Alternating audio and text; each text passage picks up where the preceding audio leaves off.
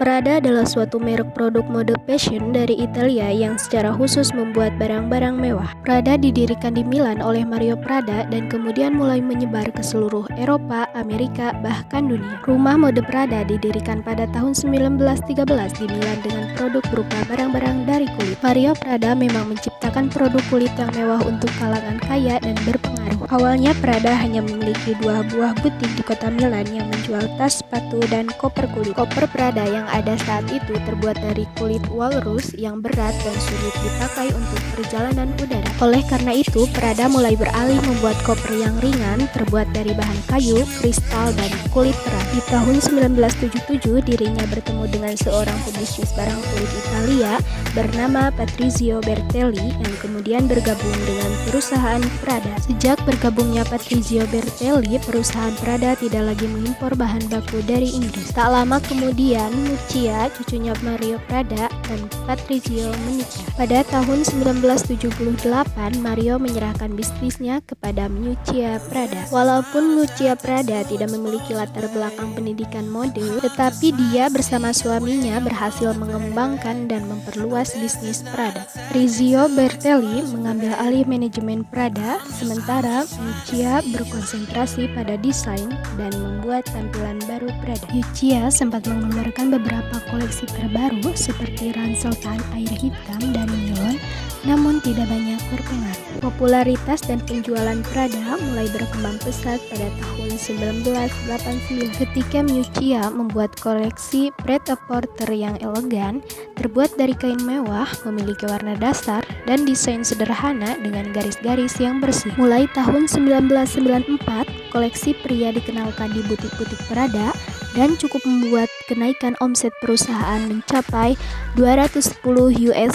dalam beberapa tahun terakhir. Prada juga menerima penghargaan dari CFDA sebagai Designer of the Year di tahun 1995. Perusahaan Prada sudah berekspansi dengan membuka butik di 40 wilayah yang tersebar di dunia, serta 20 diantaranya berada di Jepang. Keberhasilan butik-butik baru yang dibuka ditunjukkan dari pembukuan pendapatan yang sudah mencapai $647 di tahun 1997. Di tahun yang sama, Prada juga memiliki saham sebesar 9% di perusahaan Gucci sebagai perusahaan fashion yang cukup besar pada saat itu. Sempat jaya di tahun 90-an, periode tahun 2000-an, Prada mendapatkan masalah besar karena harus melunasi hutang perusahaan yang mencapai lebih dari $850.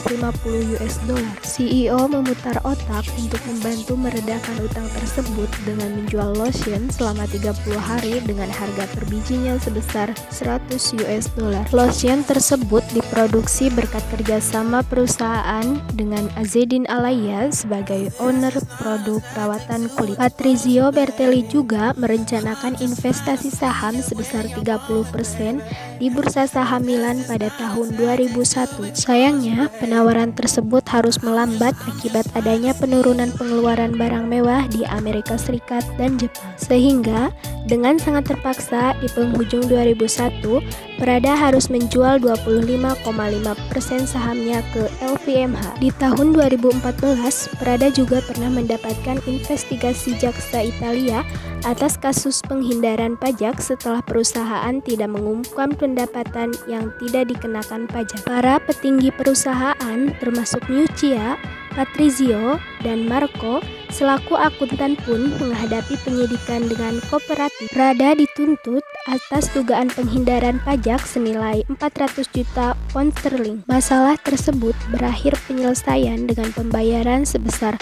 420 juta euro oleh Patrizio kepada agen pajak di Italia. Untuk bangkit dari keterpurukan, perusahaan ini mulai menunjukkan eksistensinya kembali di tahun 2005. Mereka menggandeng model dan para aktor ternama untuk bergabung di kampanye Prada seperti Vanessa Accente. Semua model tersebut hadir di 6 musim berturut-turut untuk mempromosikan produk-produk Prada. Prada juga sempat merilis sebuah produk jam tangan mewah dengan teknologi Bluetooth dan dapat terhubung dengan ponsel LG pada tahun 2007. Penjualannya pun terbilang sangat mudah dan cukup mendapatkan antusias masyarakat untuk kategori jam modern di tahun tersebut. Namun sayangnya, produksi arloji canggih ini terpaksa harus dihentikan pada tahun 2012.